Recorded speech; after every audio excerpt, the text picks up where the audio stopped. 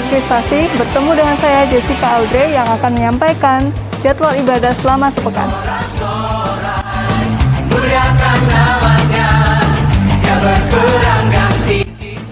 Hari Rabu jam 4:30 sore ada ibadah kaum wanita dan dilanjutkan jam 6:30 malam ada ibadah kaum pria.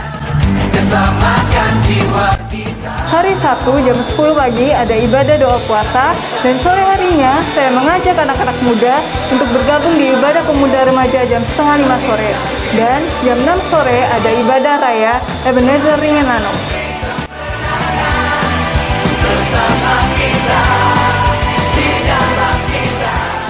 Hari Minggu jam 6 pagi ada ibadah raya yang pertama dan dilanjutkan jam 8:30 pagi ada ibadah raya di Immanuel Pakunden. Dan sore harinya kita bertemu lagi di ibadah raya yang kedua jam 4:30 sore. Hai kekasih Tuhan yang di rumah yang sedang beribadah bisa memberikan persembahan lewat rekening BCA di 0331943001 atau rekening persepuluhan di 0338888191 sebuah atas nama GBT Kristus Pengasih. Selama ibadah berlangsung, jemaat diwajibkan untuk memakai masker double dan amplop persembahan sudah disiapkan dari rumah. Apabila ada perubahan jadwal, akan disampaikan melalui WhatsApp atau Instagram. Sampai jumpa pada ibadah-ibadah yang ada. Tuhan Yesus memberkati. Shalom.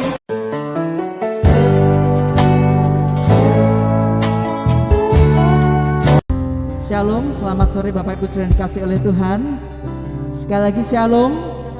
Yang siap memuji dan menyembah Tuhan, lambaikan tanganmu tinggi-tinggi, berikan tepuk tangan sorak-sorai bagi Tuhan Yesus Kristus. Puji nama Tuhan, sore hari ini saya percaya kita semuanya boleh hadir di tempat ini, itu semua karena kasih dan karunia Tuhan. Bukan karena suatu rutinitas belaka kita ada di tempat ini, tetapi karena kita rindu dan karena kita cinta akan kasih Tuhan Yesus. Amin. Siapkan dirimu, ambil saat teduh sejenak. Kita akan berdoa. Segala ucapan syukur kami naikkan kepadamu Tuhan, untuk setiap kasih-Mu dalam setiap hidup kami. Kami bersyukur sore hari ini kami boleh hadir di tempat ini, untuk kami boleh datang menyembah-Mu, untuk kami boleh memuji-Mu dan kami mendengarkan firman-Mu. Bukan suatu rutinitas belaka Tuhan, bukan karena suatu keterpaksaan kami datang, tetapi kami datang kepadamu sebagai wujud kalau kami cinta kepadamu Yesus, kalau kami rindu lawatanmu Tuhan. Terima kasih Tuhan, terima kasih Yesus. Kami percaya Engkau hadir di dalam setiap kehidupan kami. Berkati ibadah kami dari awal, pertengahan hingga sampai akhirnya, hanya di dalam nama Yesus. Haleluya, amin.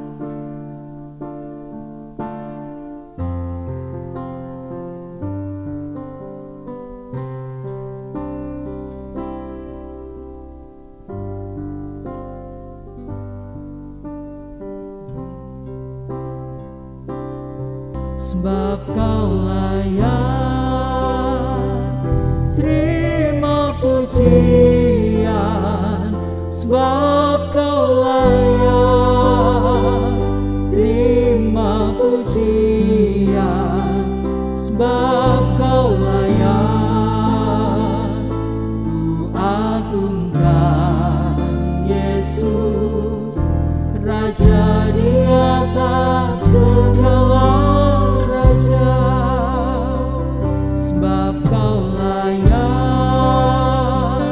terima pujian, sebab Kau layak terima pujian, sebab Kau layak ku agungkan Yesus, Raja di atas segala.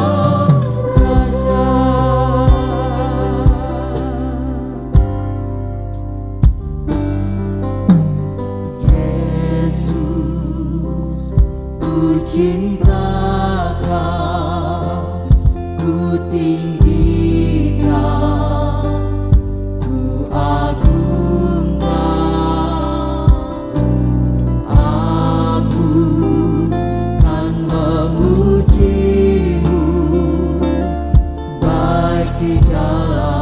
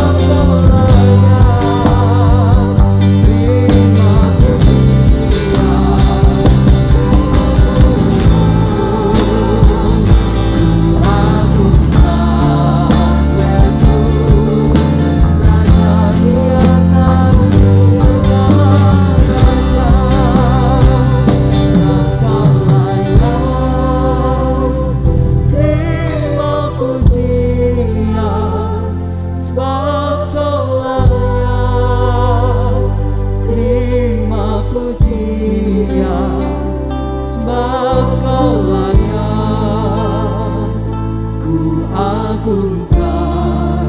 Yesus, Raja di atas segala raja, sebab Kau yang layak terima pujian. Saya undang jemaat Tuhan untuk bangkit berdiri, sebab hanya Dia yang layak menerima segala pujian.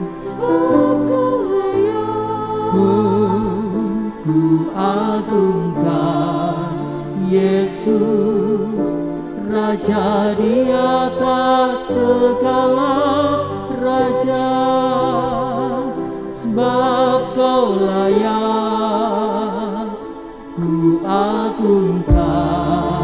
Yesus, Raja di atas segala raja, sebab Kau layak ku agungkan. Yesus, Raja di atas segala raja.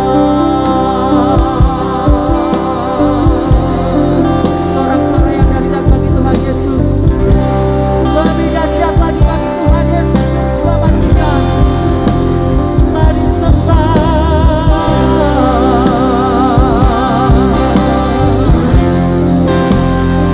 Sebab Dia yang layak terima sembah,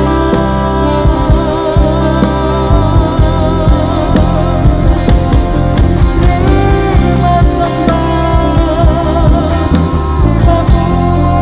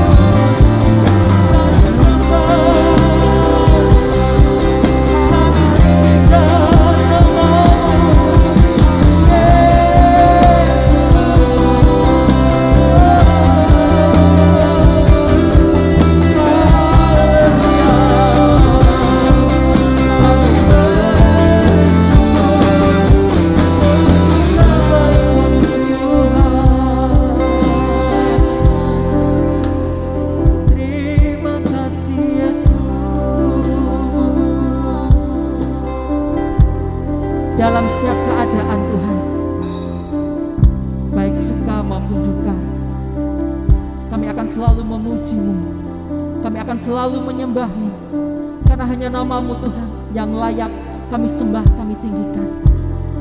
Terima kasih Yesus, terima kasih Tuhan. Haleluya.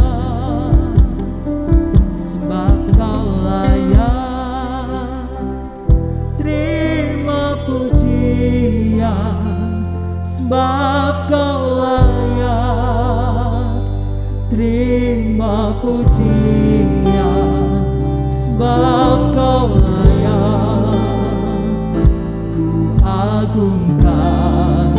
Yesus, Raja di atas segala raja, sebab Kau layak terima pujian, sebab Kau layak terima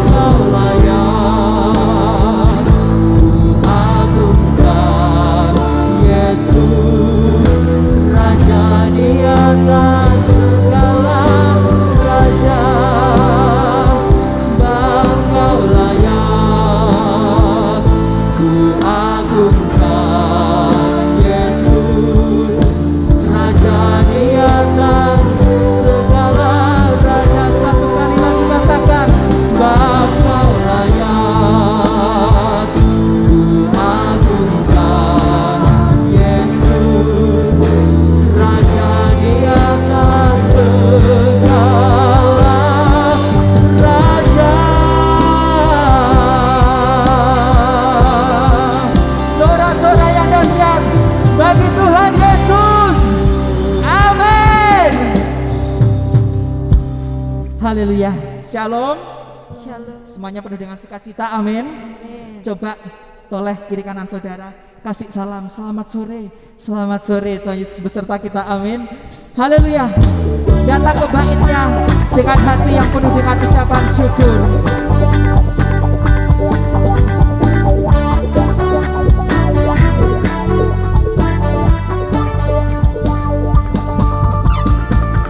Datanglah ke baitnya dengan hati bersyukur, ke dalam pelatarannya dengan hati bersuka, rasakan dan lihatlah betapa baiknya Tuhan, baginya perlindungannya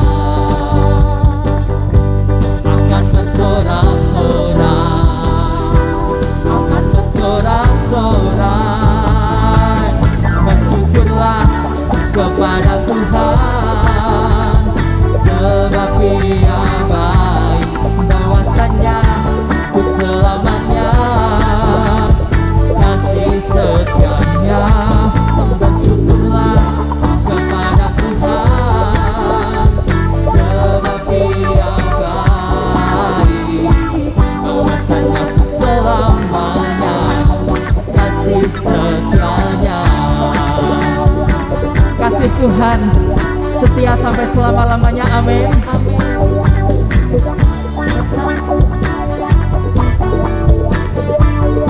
Datanglah ke baitnya, datanglah ke baitnya dengan hati bersyukur, ke dalam pelatarannya dengan hati bersuka, rasakan dan lihatlah betapa baiknya Tuhan, baginya berlindung padanya akan bersorak-sorai, akan bersorak-sorai. Bersyukurlah kepada Tuhan, sebab Ia baik, bahwasanya untuk selamanya kasih setianya. Bersyukurlah kepada Tuhan, sebab Ia baik, bahwasanya untuk selamanya kasih setianya. Bersyukurlah kepada Tuhan, sebab Ia baik, bahwasanya untuk selamanya kasih setianya. Bersyukurlah kepada Tuhan, sebab Ia baik, bahwasanya untuk selamanya kasih setianya. Stop dulu. Saya percaya semuanya di tempat ini hatinya penuh dengan limpah syukur. Amin. Amin. Coba hari ini kita akan sepakat dalam memuji nama Tuhan. Coba kedua tangannya diangkat tinggi-tinggi. Coba semuanya diangkat tinggi-tinggi, jangan ada yang setengah. Diangkat tinggi-tinggi. Saya mau ketika kita memuji Tuhan, kita gerakkan tangan kita ke sana dulu, lalu ke arah sana. Siap? Siap? Bersyukurlah kepada Tuhan, sebab Ia baik, Bahwasanya untuk selamanya kasih setianya. Bersyukurlah kepada Tuhan, sebab Dia baik, bahwasanya untuk selamanya kasih setianya. Bersyukurlah kepada Tuhan, sebab Ia baik, bahwasanya kasih setianya. Bersyukurlah kepada Tuhan, sebab Ia baik, bahwasanya untuk selamanya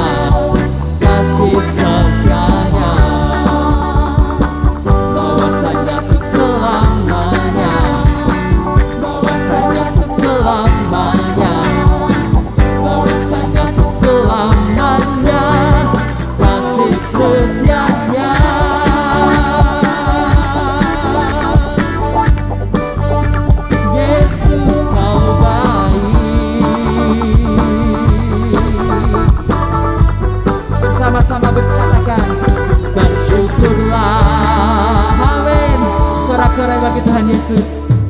Silakan duduk Bapak Ibu. Haleluya. Kita siapkan hati kita untuk kita menerima taburan firman Tuhan.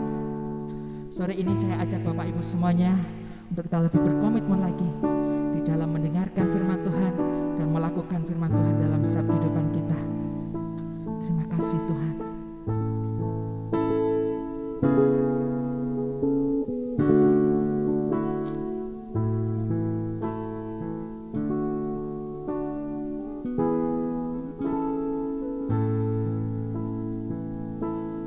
Aku mengasihi Engkau Yesus dengan segenap hatiku. Aku mengasihi Engkau Yesus dengan segenap jiwaku. Ku renungkan firman-Mu siang dan malam, ku pegang perintah-Mu dan ku lakukan. Engkau tahu ya Tuhan, tujuan hidupku hanyalah untuk menyenangkan hati-Mu.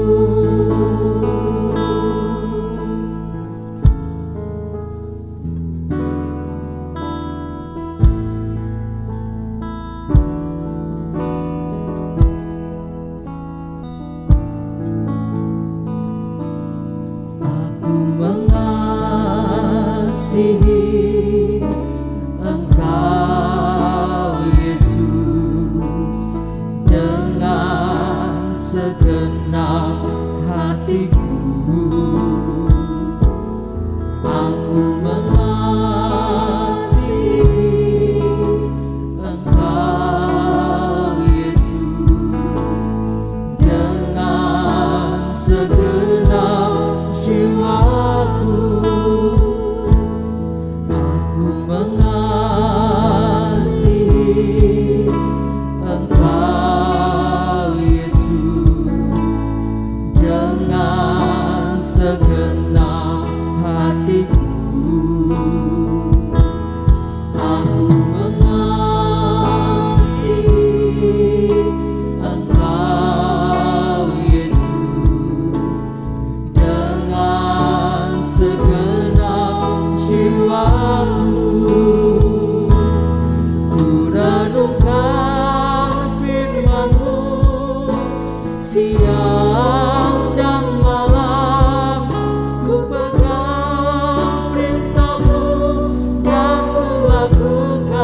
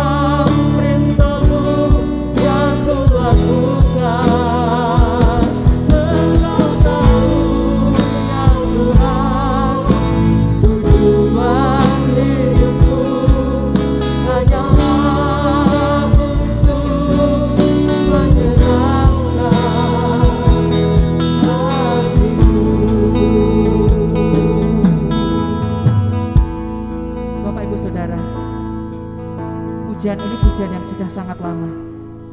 Bahkan dari saya kecil pun pujian ini sudah sering saya nyanyikan. Ketika kecil, pujian ini kita nyanyikan tanpa beban. Tetapi secara pribadi saat ini, saya menyanyikan pujian ini seperti saya ada di depan cermin.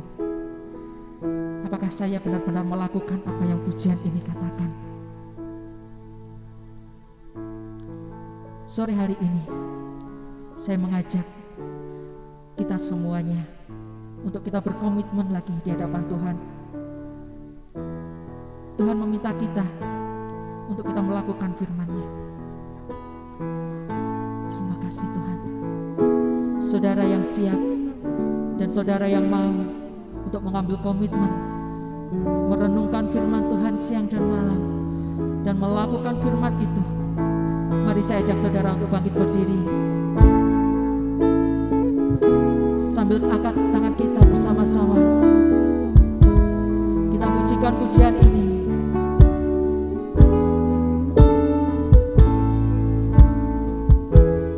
Ku renungkan firman-Mu siang dan malam, ku pegang perintah-Mu dan ku lakukan. Engkau tahu ya Tuhan, tujuan hidupku hanyalah untuk menyenangkan hati-Mu. Ku renungkan firman-Mu, ku renungkan firman-Mu.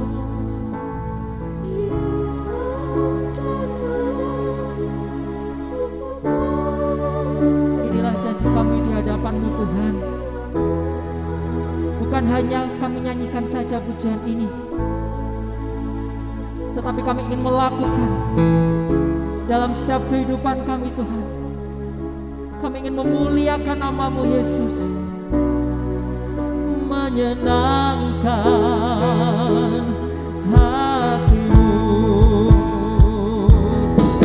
Renungkan firman-Mu siang dan malam, ku pegang perintah-Mu dan ku lakukan.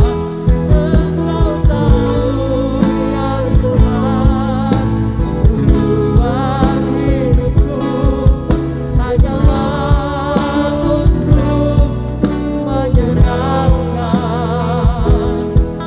hati-Mu.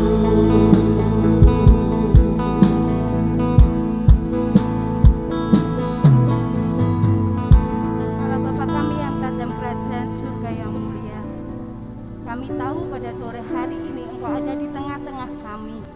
Engkau yang menyelidik setiap hati dan kehidupan kami. Engkau yang mengetahui setiap isi hati kami. Adakah kami benar-benar mengasihi Engkau dengan segenap hati dan jiwa kami? Ampuni setiap dosa dan kesalahan kami Tuhan. Kalau mungkin kami kurang mengasihi Engkau lebih dari segala-galanya, tetapi pada sore hari ini Tuhan, Engkau yang ada di tengah-tengah kami menyelidik setiap hati kami. Ajar kepada kami, mampukan kami untuk kami boleh memiliki komitmen, untuk kami tetap setia, untuk kami tetap mengasihi Engkau lebih dari segalanya Tuhan. Sehingga berkat-berkat yang luar biasa Tuhan berikan dalam setiap kehidupan kami. Kami sudah memuji dan membesarkan kebesaran nama Tuhan. Tiba saatnya kami akan mendengarkan sebagian dari firman-Mu. Kami membutuhkan firman-Mu dalam setiap kehidupan kami, yang menuntun setiap langkah kehidupan kami, memberikan kekuatan kepada kami dalam menghadapi setiap pergumulan dalam hidup kami. Terima kasih ya Bapa, mengurapi hamba-Mu yang akan menyampaikan firman-Mu, baik mulut yang berbicara maupun telinga yang mendengar. Urapan dari Tuhan turun di tengah-tengah kami. Terima kasih ya Bapa, sehingga kami boleh pulang dengan membawa berkat yang luar biasa daripada Engkau. Terima kasih ya Bapa, kami siap untuk mendengarkan firman-Mu. Di dalam nama Tuhan Yesus kami berdoa dan mengucap syukur. Haleluya. Amin. Silakan duduk kembali. Shalom Bapak Ibu yang dikasih oleh Tuhan.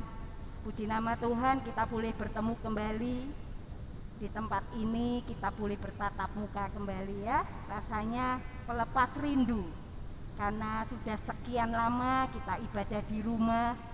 Walaupun sore hari ini juga ada Bapak Ibu Saudara yang juga mengikuti ibadah online di rumah masing-masing.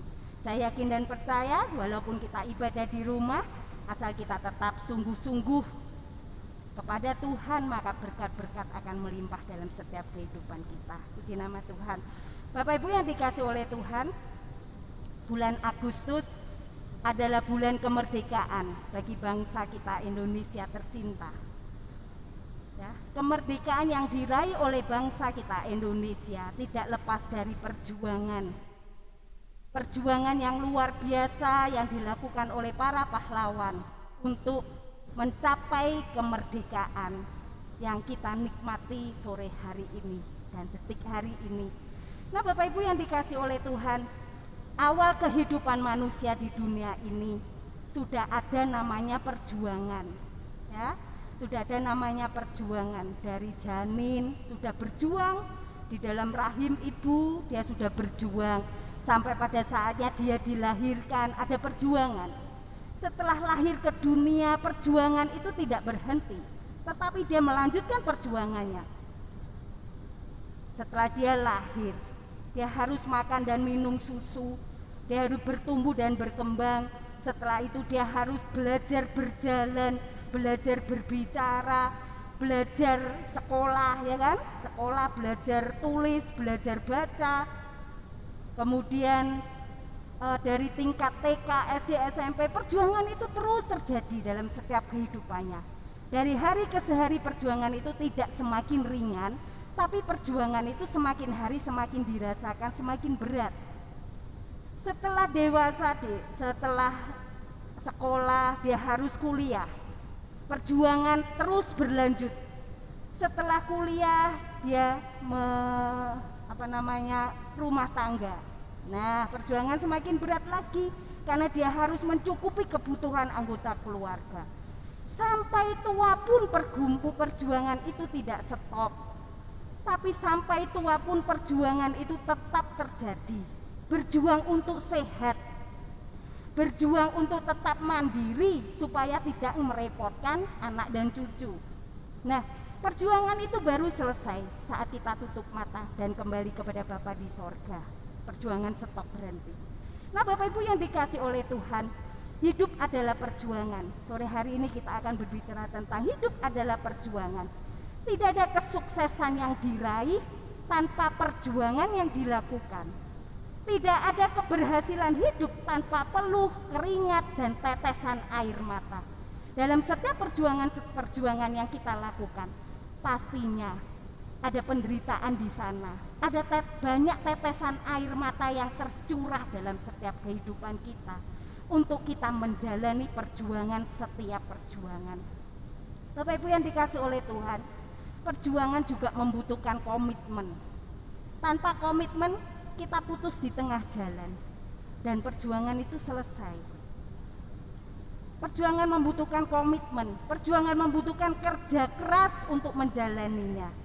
Tanpa keduanya itu, maka tidak seorang pun dapat melakukan perjuangan atas hidupnya. Bapak Ibu yang dikasih oleh Tuhan, perjuangan sesungguhnya adalah penderitaan, karena untuk mendapatkan perjuangan itu dan hasil ada harga yang harus dibayar. Kita akan buka Alkitab kita di dalam Yohanes pasal yang kelima. Tadi pagi firman Tuhan juga ayatnya di sini Bapak Ibu, pada saya enggak janjian sama Pak Gembala ya. Ayatnya sama. Yohanes pasal 5 ayat 1 sampai ayat 18 itu satu perikop tentang penyembuhan pada hari Sabat di kolam Bethesda. Tapi sore hari ini kita akan baca di ayat yang pertama sampai ayat yang keempat. Yohanes pasal 5 ayat yang pertama sampai ayat yang keempat. Kita baca bareng-bareng ya. Yuk, 2, 3. Sesudah itu ada hari raya orang Yahudi dan Yesus berangkat ke Yerusalem. Di Yerusalem dekat pintu gerbang domba ada sebuah kolam yang dalam bahasa Ibrani disebut Bethesda. Ada 5 serambinya. Ayat yang ketiga, sejumlah besar orang sakit, orang-orang buta, orang-orang timpang, dan orang-orang lumpuh yang menantikan guncangan air kolam itu. Sebab sewaktu-waktu turun malaikat Tuhan ke kolam itu dan mengguncangkan air itu, barang siapa yang terdahulu masuk ke dalamnya sesudah guncangan air itu menjadi sembuh, apapun juga penyakitnya. Di nama Tuhan. Bapak Ibu yang dikasih oleh Tuhan, pagi tadi berbicara tentang kolam kemurahan. Kolam Bethesda adalah kolam kemurahan, di mana di dalam kolam kemurahan pasti ada perjuangan. Pasti ada pergumulan di dalamnya. Di dalam kolam kemurahan ada perhatian Tuhan yang Tuhan berikan kepada umatnya. Di dalam kolam kemurahan pastinya ada mujizat yang Tuhan kerjakan dalam setiap kehidupan kita. Nah, sore hari ini Bapak Ibu yang dikasih oleh Tuhan, hidup adalah perjuangan. Allah mempunyai aturan main yang luar biasa di dalam kehidupan umat manusia, di mana kehidupan ini adalah hidup penuh dengan perjuangan. Perjuangan di mana aturan main yang dilakukan oleh Tuhan adalah aturan main di luar akal manusia. Kalau kita lihat Bapak Ibu yang dikasih oleh Tuhan, ada sebuah kolam, terdapat 5 serambi, ya kan? Diceritakan di situ. Ada sebuah kolam, terdapat 5 serambi, dan ke-5 serambi itu ada orang-orang yang sakit, bukan orang-orang yang sehat, tapi orang-orang yang sakit. Ayat yang ketiga dikatakan, dan di serambi-serambi itu terbaring sejumlah besar orang sakit, orang-orang buta, orang-orang timpang, orang-orang lumpuh yang menantikan guncangan air itu. Aturan main Tuhan adalah barang siapa yang terlebih dahulu saat kolam ini terguncang dan airnya terkoyak gitu ya, barang siapa yang masuk ke dalam kolam itu terlebih dahulu, apapun penyakitnya dia akan sembuh. Itu aturan main Tuhan, di luar nalar pikiran manusia. Mana ada Bapak Ibu, mungkin jarak kolam dengan serambi-serambi itu cukup lumayan jauh mungkin. Kalau di 5 serambi itu terdapat orang-orang yang sehat, mereka pasti akan berlomba lari mudah untuk menceburkan diri dalam kolam itu. Tetapi 5 serambi itu dikatakan firman Tuhan bahwa sebagian besar orang-orang sakit, orang buta, mana bisa orang buta lihat guncangan air itu. Orang lumpuh, apalagi orang lumpuh, dia tidak bisa lari masuk ke kolam itu. Orang timpang, luar biasa Bapak Ibu, aturan main yang Tuhan berikan itu luar biasa. Tetapi Allah tidak memberikan sesuatu yang tidak mungkin dilakukan oleh manusia. Saat Allah memberikan aturan main itu, Allah tahu seberapa besar kemampuan kita. Nah Bapak Ibu yang dikasih oleh Tuhan, manusia harus berjuang sedemikian rupa agar memperoleh berkat-berkat, di mana kolam kemurahan itu ada perhatian dari Tuhan, ada kemurahan Tuhan di dalamnya, ada mujizat yang akan Tuhan kerjakan di dalam kolam kemurahan itu. Nah oleh sebab itu, orang-orang yang sakit itu, jikalau mereka tidak mau berjuang, mereka hanya berdiam diri, maka selamanya dia tidak akan mendapatkan kemurahan Tuhan. Maka selamanya dia tidak akan mendapat jamahan dan mujizat yang Tuhan kerjakan dalam kehidupannya. Demikian juga dalam setiap kehidupan kita Bapak Ibu yang dikasih oleh Tuhan. Hidup adalah perjuangan. Kita tidak bisa hidup santai, kita tidak bisa hidup enak-enak, kita tidak bisa hidup berbanyak berpangku tangan, tidak. Tetapi perjuangan, setiap perjuangan itu selalu ada di hadapan kita. Dan kita mau tidak mau, kita harus dipaksa untuk berjuang. Kita buka di dalam Ayub pasal yang ke-7 ayat yang pertama. Ayub pasal yang ke-7 ayat yang pertama, tentang hidup itu berat. Dikatakan, Bukankah manusia harus bergumul di bumi dan hari-harinya seperti hari-hari orang upahan? Manusia harus bergumul di bumi. Dalam terjemahan yang lain dikatakan manusia itu seperti dipaksa berjuang. Hidupnya berat seperti hidup seorang upahan. Seperti budak, hidup kita di dunia ini seperti orang upahan. Kita harus dipaksa untuk kita berjuang. Mau ndak mau kita harus berjuang. Dalam 1 Timotius pasal 4 ayat yang ke-10, 1 Timotius 4 ayat yang ke-10 dikatakan, itulah sebabnya kita berjerih payah dan berjuang, karena kita menaruh pengharapan kita kepada Allah yang hidup, juru selamat semua manusia, terutama mereka yang percaya. Kita berjuang bukan dengan perjuangan yang kosong, tetapi firman Tuhan katakan kita berjerih payah dan berjuang karena kita menaruh pengharapan kepada Allah yang hidup, juru selamat semua manusia. Perjuangan kita bukan perjuangan kosong, bukan perjuangan nol, tidak, tetapi perjuangan kita karena kita punya pengharapan yang pasti di dalam Tuhan, Allah Bapa kita yang begitu mengasihi kita. Apa yang harus kita perjuangkan? Di dalam kehidupan kita ada pergumulan-pergumulan yang terjadi, ada tantangan-tantangan yang harus kita kerjakan. Dalam anak-anak, dalam dunia pendidikan mereka harus berjuang.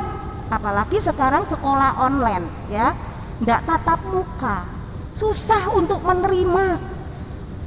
Apalagi anak-anak yang masih kecil, anak SD, TK, SD, sekolah online, kalau orang tua tidak ikut menyertai, tidak dapat apa-apa. Ya kan, harus berjuang. Di dalam bangun sebuah keluarga yang bahagia, ada perjuangan di dalamnya untuk menciptakan keluarga yang bahagia. Harus menghilangkan keegoisan, harus menyatu satu dengan yang lain, saling melengkapi satu dengan yang lain. Ada perjuangan di dalamnya untuk mengatur kehidupan kita. Ada perjuangan di dalamnya, terlebih untuk hidup menyenangkan hati Tuhan. Pastinya ada komitmen dan ada harga yang pas kita akan bayar.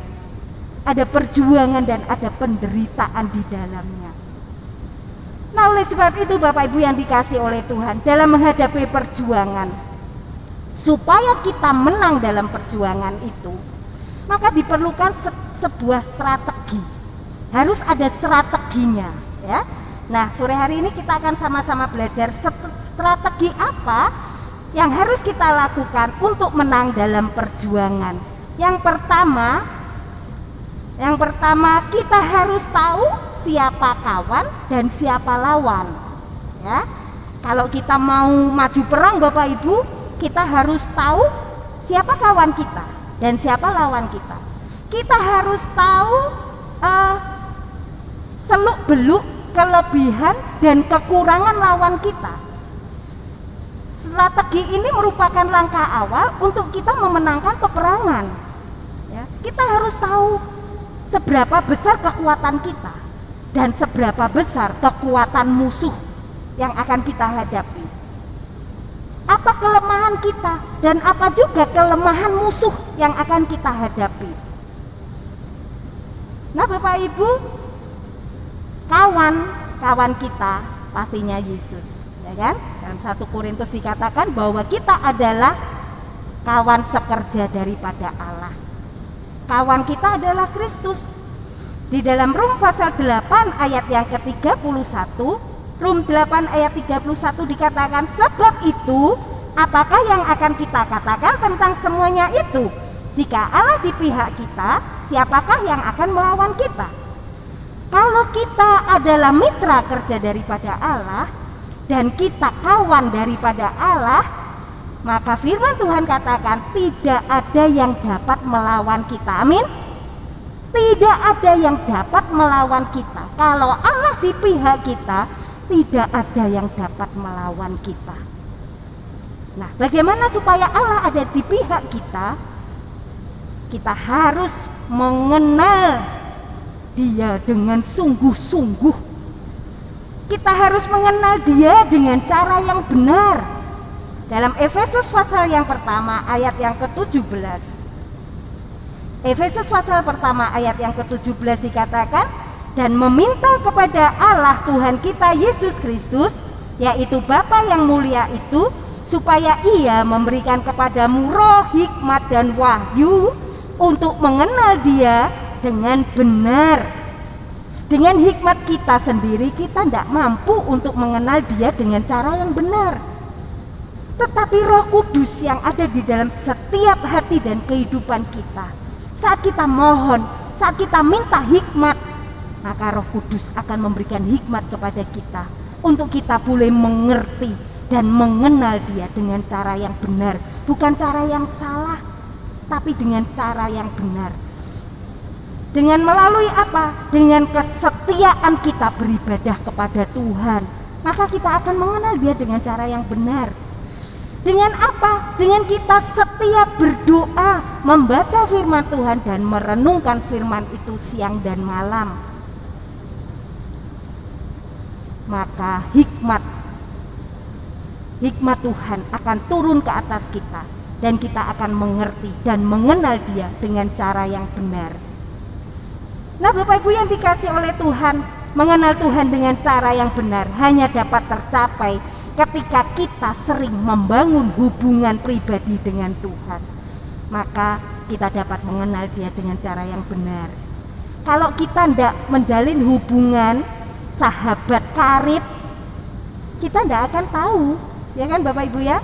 Kalau kita punya kenalan, kita bilang, oh itu aku kenal, tapi hanya kenal saja, kita tidak tahu makanan favoritnya apa, kesukaannya apa, warna kesukaannya, dan tetek bengeknya kita tidak tahu Bapak Ibu. Tapi kalau kita bergaul karib dengan seseorang yang menjadi kawan karib kita, maka kehidupannya kita tahu Bapak Ibu, makanan favoritnya apa, warna kesukaannya apa, dan lain sebagainya pasti tahu. Begitu juga dengan kehidupan kita. Saat kita bergaul karib dengan Tuhan, maka kita akan mengenal Dia dengan cara yang benar. Apa yang Tuhan mau kita kerjakan, apa yang menyukakan hati Tuhan, kita tahu Bapak Ibu, sehingga kita tidak mudah ditipu oleh iblis dan setan. Puji nama Tuhan. Nah, kalau kita sudah tahu siapa kawan kita, sekarang kita tahu siapa lawan kita. Siapakah musuh kita? Yakobus pasal yang kita buka Yakobus pasal yang pertama ayat yang ke-14. Yakobus pasal yang pertama ayat yang ke-14. Musuh kita ada dua Bapak Ibu. Yakobus pasal 1 ayat pertama dikatakan, tetapi tiap orang dicobai oleh keinginannya sendiri, karena ia diseret dan dipikat olehnya. Musuh kita ternyata sangat dekat sekali dengan kita Bapak Ibu. Musuh kita terlalu dekat dengan kita. Siapa? Diri kita sendiri. Firman Tuhan katakan, tiap-tiap orang dicobai oleh keinginannya sendiri, nafsu. Ini loh, diri kita punya nafsu, punya keinginan-keinginan yang akan tercapai, ya. Keinginan-keinginan itulah yang akan menyeret kita. Sangat sulit untuk melawan diri sendiri, seperti orang yang sedang kecanduan. Kalau orang sudah kecanduan Bapak Ibu, sulit untuk melepaskannya, ya. Rasanya sudah tidak bisa berpikir, tidak bisa bekerja dan lain sebagainya. Kalau orang sudah kecanduan, susah untuk melepaskannya. Nah, musuh berat kita adalah nafsu yang ada di dalam diri kita sendiri, yang akan menimbulkan keinginan-keinginan untuk merasakan kenikmatan dunia. Nah, Bapak Ibu, keinginan yang tak terkendali akan menyeret dan memikat kita dalam dosa. Keinginan yang tak terkendali, kalau kita tidak bisa mengendalikan diri kita, yang menjadi musuh tersulit yang harus kita hadapi, maka keinginan-keinginan itu, nafsu itu akan menyeret kita kepada dosa, dan itu menjadi kebencian daripada Allah. Nah, oleh sebab itu Bapak Ibu, kenalilah dirimu sedini mungkin, ya. Kenalilah dirimu sendiri sedini mungkin. Supaya apa? Supaya kita bisa mengendalikan, supaya kita bisa memasang strategi apa untuk kita mengalahkan nafsu itu, untuk kita mengekang keinginan-keinginan untuk menikmati dunia ini, untuk kita mengekang, menahan keinginan-keinginan yang nantinya akan menyeret kita kepada dosa, setiap dosa yang sengaja ataupun tidak sengaja yang akan kita lakukan. Nah, oleh sebab itu kenalilah dirimu sendiri sejak dini. Kesusahan-kesusahan yang dialami seringkali akibat usaha mewujudkan keinginan-keinginan atau nafsu diri sendiri, sehingga manusia cenderung diseret oleh keinginan-keinginan dan dipikat olehnya. Puji nama Tuhan. Musuh yang kedua dalam Efesus pasal yang ke-6 ayat yang ke-12. Efesus pasal 6 ayat yang ke-12 berbunyi demikian, karena perjuangan kita bukanlah melawan darah dan daging, tetapi melawan pemerintah-pemerintah, melawan penguasa-penguasa, melawan penghulu-penghulu dunia yang gelap ini, melawan roh-roh jahat di udara. Musuh kita adalah musuh yang tidak kelihatan. Kita tidak melawan manusia. Kita tidak seperti para pahlawan yang merebut kemerdekaan bangsa Indonesia, yang mereka harus berhadapan dengan manusia yang kelihatan dengan mata jasmani ini. Tidak. Tetapi musuh kita adalah melawan darah dan daging, bukan melawan darah dan daging, tapi melawan penguasa-penguasa kegelapan yang tidak nampak oleh mata jasmani kita. Iblis adalah lawan kita. Ia adalah penguasa kegelapan yang memiliki strategi yang canggih, Bapak Ibu. Iblis memiliki strategi yang canggih untuk menghancurkan kita manusia.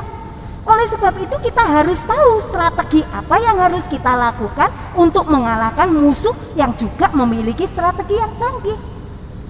Apa strategi daripada musuh kita? 1 Petrus pasal yang kelima, 1 Petrus pasal yang kelima ayat yang ke-8. 1 Petrus 5 ayat yang ke-8 dikatakan, sadarlah dan berjaga-jagalah, lawanmu si iblis berjalan keliling sama seperti singa yang mengaum-aum dan mencari orang yang dapat ditelannya. Nah, Bapak Ibu, hidup adalah perjuangan. Kita tidak bisa santai, kita tidak bisa enak-enak, kita tidak boleh lengah, karena iblis musuh kita memiliki strategi yang canggih. Apa strateginya? Iblis selalu bergerilya tanpa lelah, 24 jam dia tanpa lelah bergerilya, berjalan keliling seperti singa yang mengaum-ngaum mencari mangsa, mencari anak-anak Tuhan yang lengah, mencari anak-anak Tuhan yang hidupnya santai-santai, mencari anak-anak Tuhan yang tidak mau berjuang. Itu cara kerja iblis, itu strategi iblis untuk menghancurkan kita anak-anak Tuhan. Nah, oleh sebab itu Bapak Ibu yang dikasih oleh Tuhan, kita harus hati-hati. Sadarlah dan berjaga-jagalah. Jangan sampai kita lengah. Kita harus siap sedia. Kita harus tetap waspada, berjaga-jaga, supaya walaupun iblis dengan strateginya yang canggih, kita memiliki Allah sebagai kawan kerja kita. Kita yakin dan percaya saat Allah ada di pihak kita, siapa lawan kita? Tidak ada yang dapat melawan kita, amin. Nah, itulah sebabnya Bapak Ibu, kita harus tahu.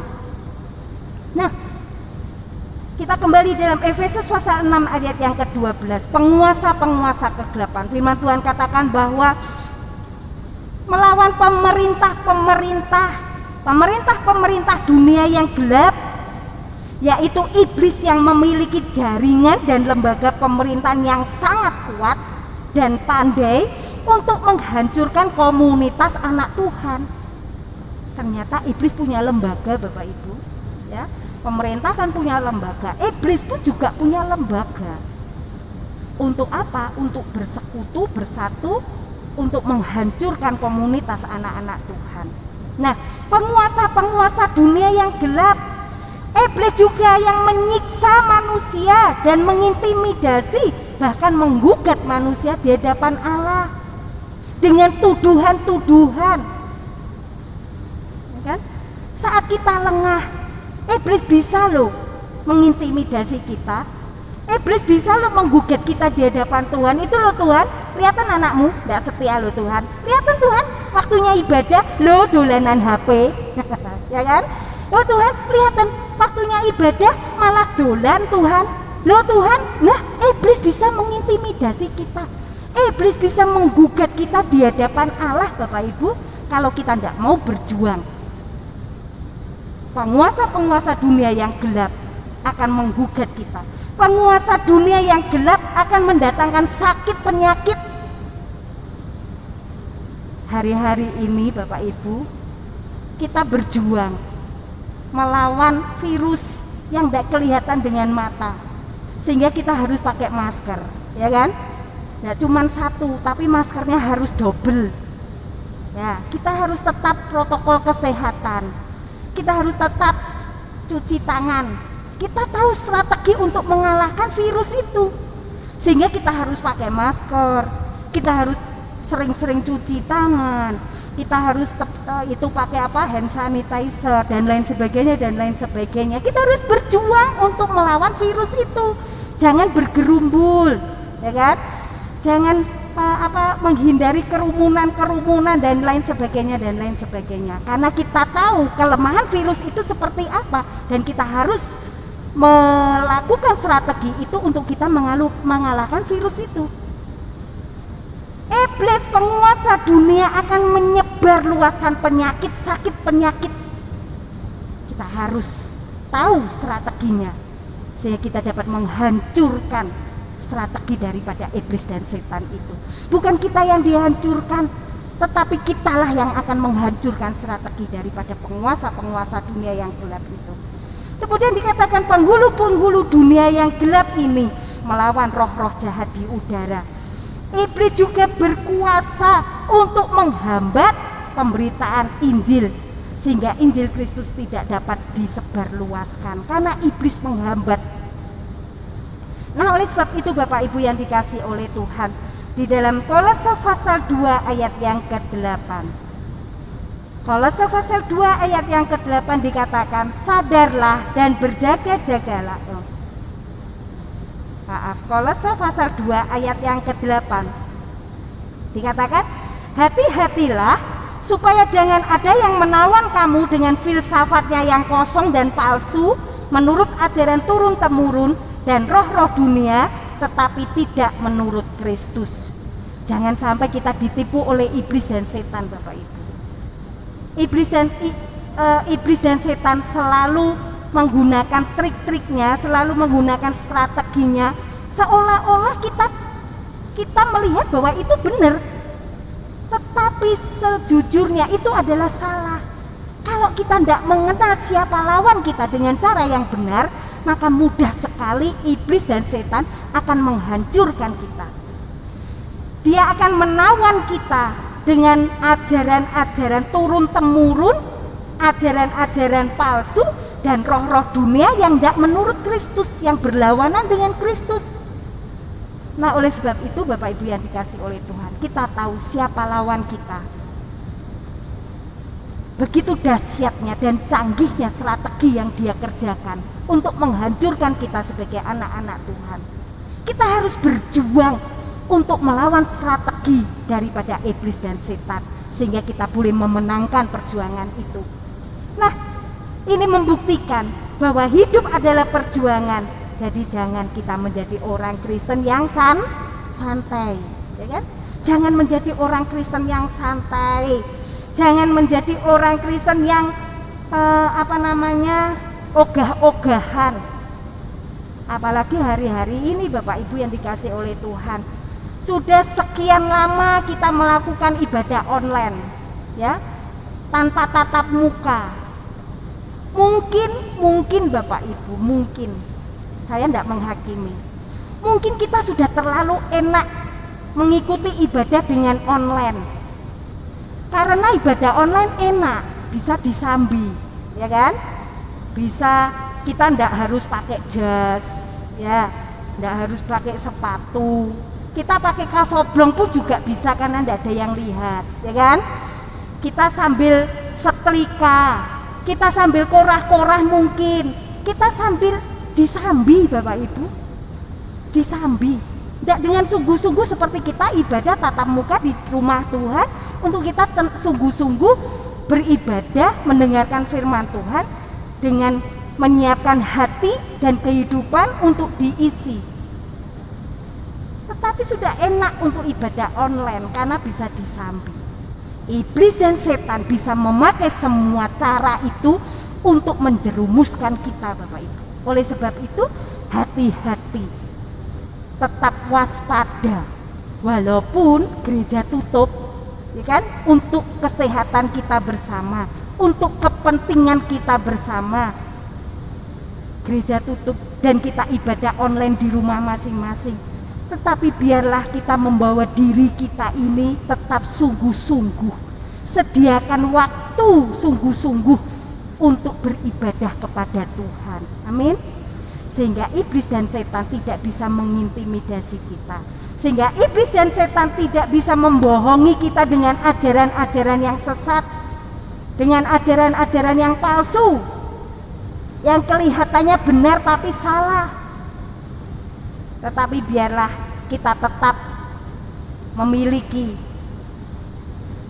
komitmen di dalam setiap hati dan kehidupan kita untuk kita tetap sungguh-sungguh kepada Dia. Puji nama Tuhan. Strategi yang kedua, setelah kita tahu siapa kawan dan siapa lawan kita, strategi yang kedua adalah Efesus pasal 6 ayat yang ke-10. Efesus pasal 6 ayat yang ke-10 berbunyi demikian, akhirnya hendaklah kamu kuat di dalam Tuhan, di dalam kekuatan kuasa-Nya. Strategi yang kedua, kita harus tetap bersandar kepada Tuhan dengan kekuatan kuasa-Nya. Kita menang bukan karena kekuatan kita Bapak Ibu, kita menang bukan karena manusia sesama kita, sahabat kita mungkin, gembala kita mungkin kami, sehingga Bapak Ibu menang dalam pergumulan. Enggak, bukan kekuatan manusia yang membuat kita menang dalam perjuangan itu. Tetapi perjuangan kita menangkan karena ada kekuatan dari Allah, karena kita bersandar dan berharap hanya kepada Allah. Perjuangan kita merupakan medan yang paling sulit, karena lengah sedikit saja berarti peluang terbuka untuk musuh menghancurkan kita, untuk iblis menyerang kita. Perjuangan yang harus kita lakukan tidak mengenal waktu, tidak mengenal musim, berlangsung kapan saja dan sewaktu-waktu, 24 jam dalam sehari. Oleh sebab itu, mari Bapak Ibu kita bentengi hidup kita dengan kekuatan daripada Allah, sehingga pada saat iblis dan setan bergerilya 24 jam, kita tetap siap sedia, kita tetap berjaga-jaga. Perjuangan yang harus kita lakukan tidak mengenal waktu dan musim. Tidak tahu waktu, tidak tahu musim. Ini musim hujan, oh setan waktunya. Tidak Bapak Ibu, tidak mengenal musim. Musuh kita itu datang kapan saja dia mau datang, dia datang. Oleh sebab itu kita jangan lengah sedikit pun. Dengan kekuatan jasmani tidak akan mampu kita menang melawan iblis, tetapi kita harus bersandar kepada kekuatan daripada Allah. 1 Yohanes pasal yang keempat ayat yang keempat. 1 Yohanes 4 ayat yang keempat dikatakan, kamu berasal dari Allah anak-anakku, dan kamu telah mengalahkan nabi-nabi palsu itu, sebab roh yang ada di dalam kamu lebih besar daripada roh yang ada di dalam dunia. Roh yang ada di dalam dirimu itu lebih besar dari roh yang ada di dalam dunia. Bapak Ibu, saat ini roh ketakutan itu disebar oleh iblis dan setan, ya kan? Roh ketakutan, kita takut, nanti ojo-ojo, nanti jangan-jangan. Jadi ketakutan, setiap ketakutan, aduh, Yang jualan Bapak Ibu, aduh daganganku sepi, ndak laku, nanti aku makan apa, aku ndak punya uang.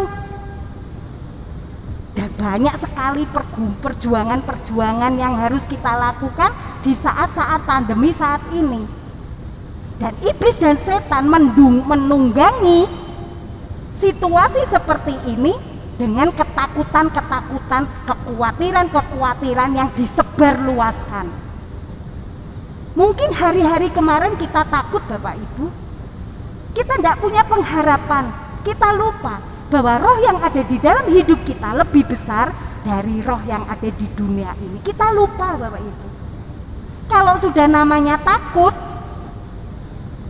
ya memang takut mah dipiyek nih gitu ya Bapak Ibu ya.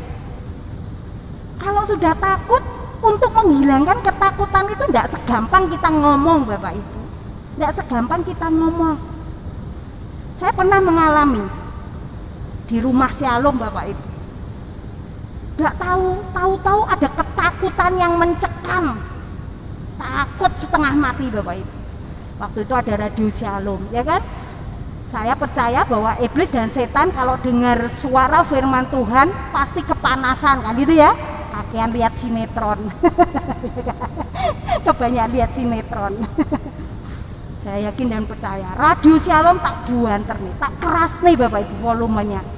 Tapi namanya takut itu ada di dalam hati kita, ada di dalam diri kita. Tidak semudah yang kita katakan, tidak semudah yang kita lakukan untuk kita mengusir roh ketakutan itu. Walaupun radio sudah dibesarkan, puji-pujian, penyembahan, firman Tuhan diberitakan, tapi tangga takut Bapak Ibu.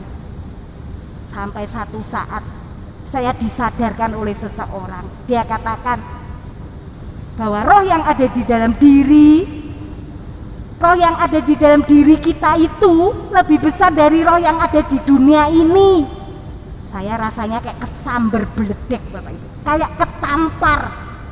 Ya Tuhan, Ibu Gembala juga manusia, juga punya takut, juga punya khawatir. Tapi setelah diingatkan bahwa roh yang ada di dalam diri kita lebih besar dari roh yang ada di dunia ini, maka ketakutan itu hilang lenyap. Asal kita tetap berjalan dan bersandar kepada Tuhan. Walaupun saat ini kondisi tidak menentu, walaupun saat ini tidak ada yang peduli dengan kehidupan kita, walaupun saat ini tidak ada apa-apa, tetapi kita yakin dan percaya saat kita bersandar dan berharap dengan kekuatan yang Allah berikan kepada kita, dan kita yakin dan percaya bahwa roh yang Allah berikan itu lebih besar dari roh kegelapan di dunia ini, maka kita tidak akan takut, kita tidak akan khawatir. Amin.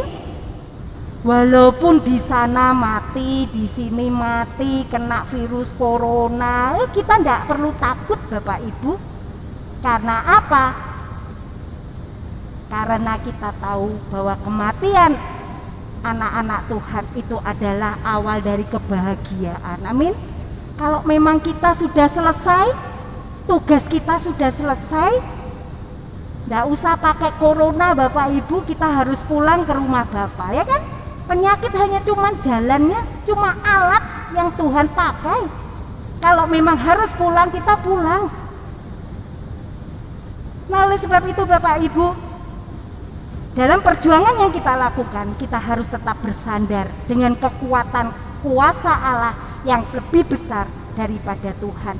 Oleh sebab itu kita harus bergantung sepenuhnya kepada Allah yang hidup dan mengandalkan Dia. Puji nama Tuhan. Yang ketiga, yang harus kita lakukan adalah menggunakan seluruh perlengkapan senjata Allah. Efesus pasal 6 ayat yang ke-11. Efesus 6 ayat yang ke-11 dikatakan, kenakanlah seluruh perlengkapan senjata Allah supaya kamu dapat bertahan melawan tipu muslihat iblis. Nah, kita harus menggunakan seluruh perlengkapan senjata Allah. Ada senjata-senjata yang bukan dari Allah. Dalam menghadapi perjuangan, ada senjata yang bukan dari Allah Bapak Ibu. Seringkali kita terperosok, seringkali kita diseret, Seringkali kita diintimidasi oleh iblis dan setan untuk menanti pertolongan Tuhan kesuwen.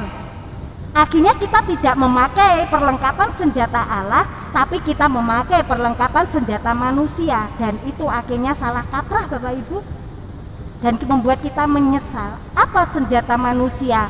Kita cari orang pinter, ya kan? Seberapa banyak kita?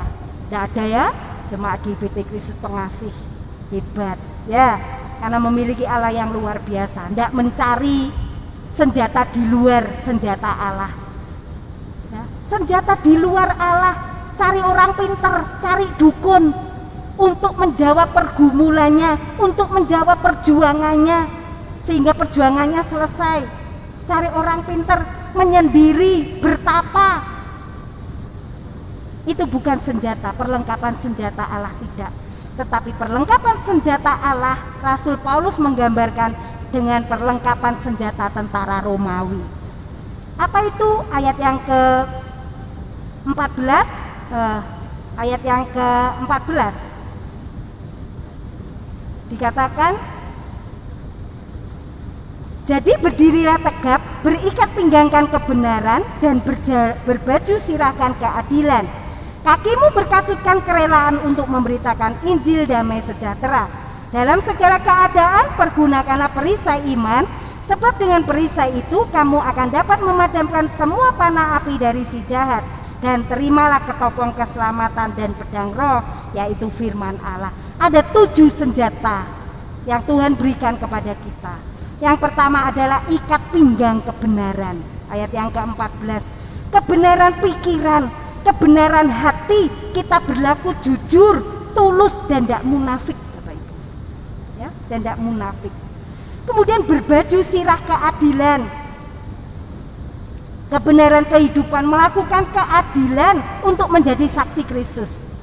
Kalau tadi siang di grup wanita ada satu cerita tentang keadilan, berjuang untuk merebut keadilan.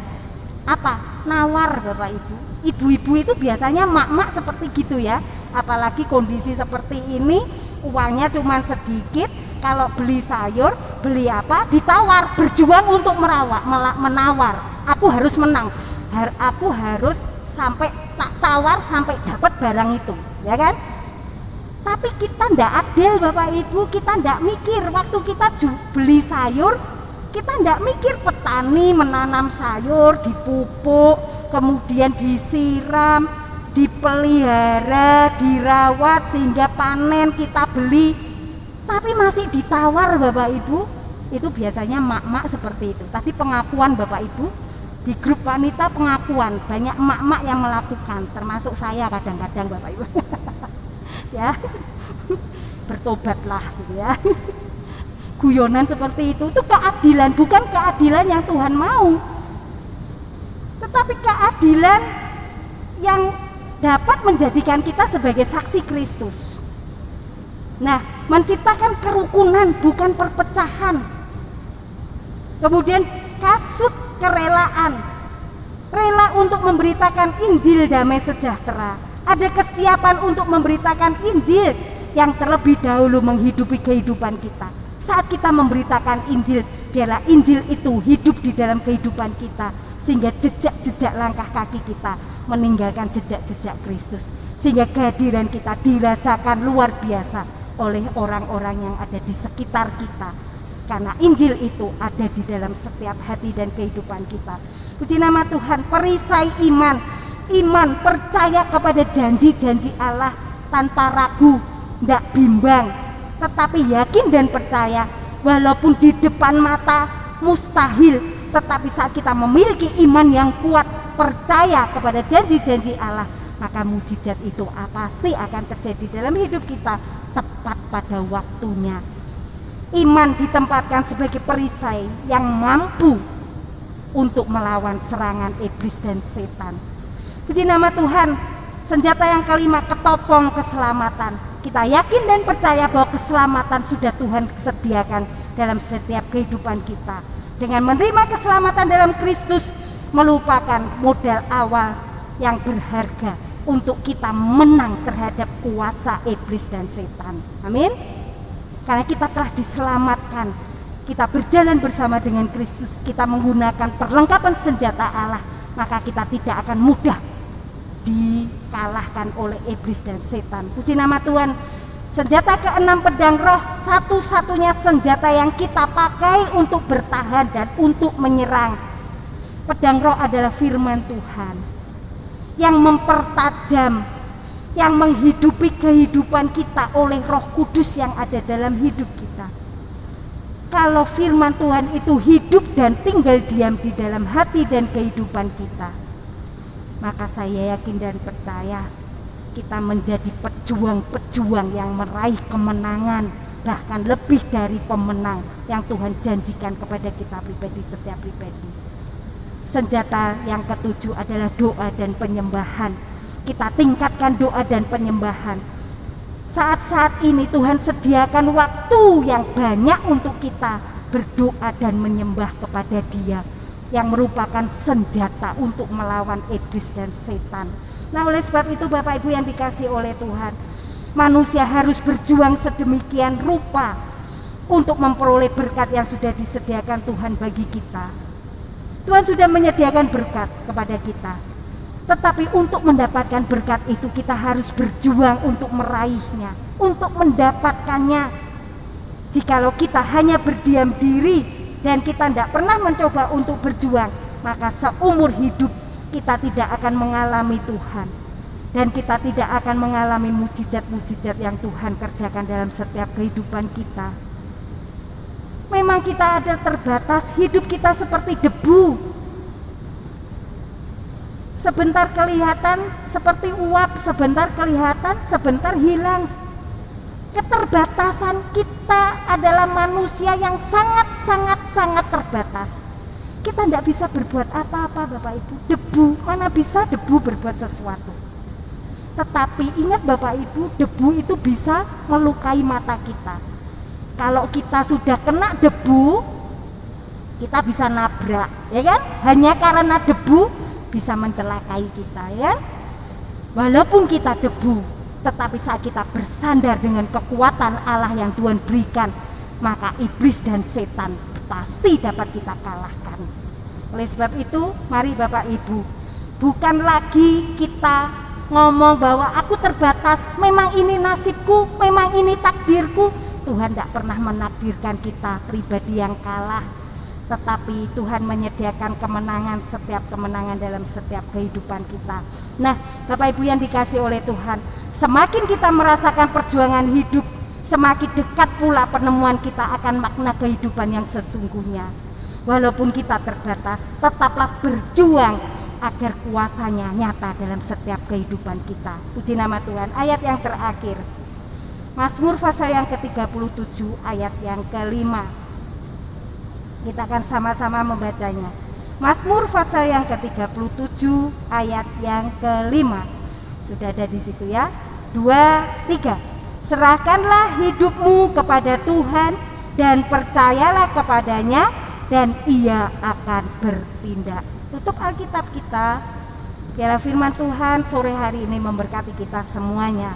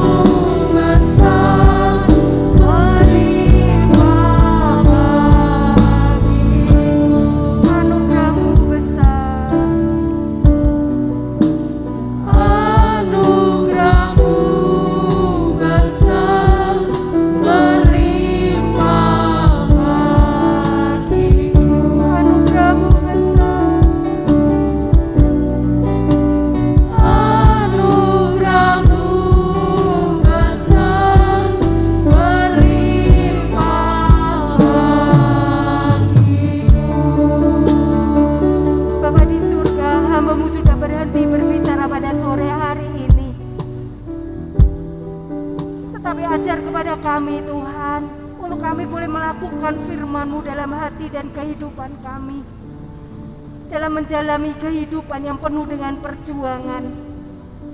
Ajar kepada kami untuk percaya, untuk mengenal Engkau secara pribadi, untuk mengerti setiap tipu muslihat daripada iblis dan setan, untuk membawa hidup kami bergantung sepenuhnya kepada kuat kuasa daripada Engkau yang selalu menyelamatkan kehidupan kami, untuk selalu memakai 7 senjata perlengkapan daripada Allah, sehingga iblis dan setan tidak akan mudah menghancurkan kehidupan kami, tidak akan mudah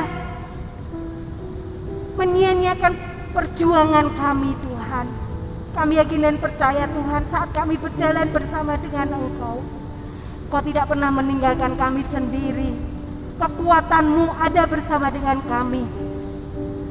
Kekuatan-Mu selalu menyertai setiap langkah kehidupan kami. Walau apapun ada di hadapan kami, saat-saat ini Tuhan, banyak sekali pergumulan-pergumulan ada di hadapan kami. Tapi kami yakin dan percaya melalui perenungan firman-Mu sore hari ini Tuhan, kami boleh dikuatkan kembali. Saat kami berjalan bersama dengan Engkau, kami boleh tetap waspada, kami tetap berjaga-jaga. Karena Engkau ada bersama dengan kami, mujizat selalu ada menyertai setiap langkah kehidupan kami. Apapun yang kami lakukan, perjuangan apapun yang kami lakukan, tidak akan pernah sia-sia. Dan kami akan memenangkan perjuangan itu Tuhan. Terima kasih ya Bapak, terima kasih. Kami yakin dan percaya Tuhan, Engkau memberkati kami, dan kami dikuatkan kembali untuk kami boleh menjalani kehidupan yang semakin hari semakin susah, semakin hari semakin sulit. Tetapi kami dihiburkan oleh firman-Mu yang kami dengarkan dan kami renungkan pada malam hari ini. Terima kasih ya Bapak. Sebentar Tuhan, kami akan memberikan persembahan untuk pekerjaan Tuhan. Sucikan, kuduskan tangan-tangan kami, ajar kepada kami untuk kami boleh memberikan dengan penuh sukacita, karena kami yakin dan percaya berkat yang melimpah Tuhan sediakan dalam setiap kehidupan kami. Terima kasih ya Bapak, di dalam nama Tuhan Yesus kami berdoa dan mengucap syukur. Haleluya, amin. Nyanyian pujian bagi-Mu Tuhan, pujian bagi-Mu Tuhan, nama-Mu besar dan layak dipuji. Nyanyian pujian bagi-Mu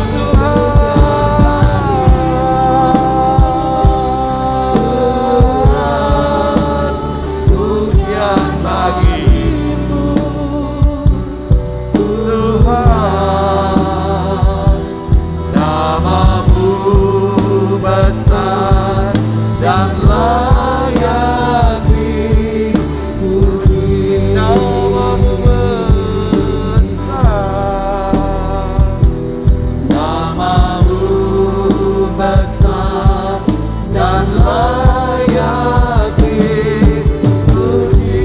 Sekali lagi, nama-Mu besar Tuhan, nama-Mu besar dan layak dipuji.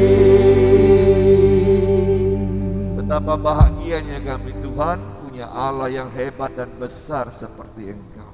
Kalau Allah di pihak kami, siapa lawan kami? Biarlah segala yang terjadi di dalam dunia ini tak menggetarkan dan tak menyurutkan iman kami untuk pegang dan percaya terus, karena selangkah demi selangkah Tuhan atur hidup kami, selangkah demi selangkah Tuhan berkati hidup kami. Terbukti hari ini kami boleh ada sebagaimana kami ada, diberi kesempatan untuk beribadah kepadamu, sebuah anugerah yang luar biasa. Boleh bertemu dengan pencipta kami yang sudah menolong kami sampai saat ini. Kami berdoa terus Tuhan agar hati kami terus terpaut kepadamu dalam perjuangan-perjuangan kami di dunia yang penuh kesulitan ini. Kami percaya Tuhan akan menolong kami semua, sehingga kami tak kehilangan sukacita, sehingga hati kami tak takut dan tak gentar, sebab Allah dengan tongkat gembalanya terus menggembalakan hidup kami. Tugas kami hanya melihat tongkat gembala itu berjalan sesuai dengan alur dan kehendak-Mu. Kami berjalan, maka Tuhan bawa kami ke air yang tenang dan rumput yang hijau. Terima kasih Tuhan, terima kasih. Lihatlah umat-Mu yang hari ini beribadah. Engkau mengenal mereka satu persatu. Engkau yang menilik kehidupan hati anak-anak-Mu, besar, kecil, tua, muda. Kami semua sama diberkati oleh Tuhan. Kami memiliki Allah yang sama. Oleh karena itu Tuhan, bekerjalah dalam hati kami, dan jadilah Raja memimpin hidup kami, supaya dengan segala situasi dunia kami boleh keluar sebagai pemenang-pemenangnya. Terima kasih untuk firman yang sudah disampaikan bagi kami. Terima kasih untuk segala pelayanan yang dikerjakan bagi kami lewat hamba-hamba-Mu Tuhan. Dan biarlah mereka diberkati Tuhan juga dalam pelayanan-pelayanan. Bahkan umat-Mu yang hari ini datang beribadah, tidak satu pun yang Tuhan lewatkan dengan berkat. Sebagai hamba-hamba yang melayani dan memperoleh kasih karunia Tuhan, kami siap pergi dan diutus. Baik atau tidak baik waktunya, kami terus akan melayani Engkau. Di mana Tuhan tempatkan kami, di situ Tuhan berkati, dan di situ kami menjadi berkat bagi banyak orang. Letakkan firman dalam hati dan bibir kami, sehingga apa saja yang kami bicarakan seperti orang sedang membicarakan firman Tuhan, seperti orang yang sedang berkhotbah dan menyampaikan kebenaran bagi dunia. Terima kasih Tuhan, izinkan hamba mengurapi setiap kami dengan urapan yang dari sorga, dengan urapan yang dari Engkau adanya, supaya setiap kami yang diutus punya roh keberanian, karena Allah yang besar menyertai kehidupan kami. Sementara kami melayani, Tuhan memberkati kekuatan kesehatan. Sementara kami melayani, Tuhan memberkati usaha pekerjaan kami. Sementara kami melayani, Tuhan memberkati keluarga, anak-anak keturunan kami, dan masa depan kehidupan kami. Kami tak takut, kami tak gentar Tuhan, sebab Allah sudah mengatur indah. Dan kami percaya kami akan menerimanya dengan iman yang kuat, sebab Allah kami adalah Allah ya dan amin. Izinkan hamba mengurapi hari ini kami sebelum pulang tinggalkan tempat ini dengan berkat Tuhan. Mari kita angkat tangan kita, buka hatimu, sebab biarkanlah Allah bekerja melalui Roh Kudus-Nya kepada kita semua. Urapi kami Tuhan dengan Roh Kudus. Urapi kami Tuhan menjadi imam-imam yang melayani dengan setia, seperti Tuhan mengurapi juga rasul-rasul yang pergi memberitakan kabar sukacita. Tuhan memberkati engkau dan melindungi engkau. Tuhan menyinari engkau dengan wajah-Nya dan memberi engkau kasih karunia. Tuhan menghadapkan wajah-Nya kepadamu dan memberi engkau damai sejahtera. Pulanglah dengan membawa berkat yang besar dari sorga, berkat damai dari Allah Bapa, cinta kasih sayang dari Tuhan Yesus, persekutuan dengan Roh Kudus, menyertai, mengurapi dan memberkatimu dari sekarang sampai Maranatha. Tuhan jemput kita di awan-awan yang permai. Terima berkat-berkat Tuhan ini, terima berkat-berkat Tuhan ini, terima berkat-berkat Tuhan ini. Dalam nama Yesus kami sudah berdoa dan beribadah. Haleluya. Amin.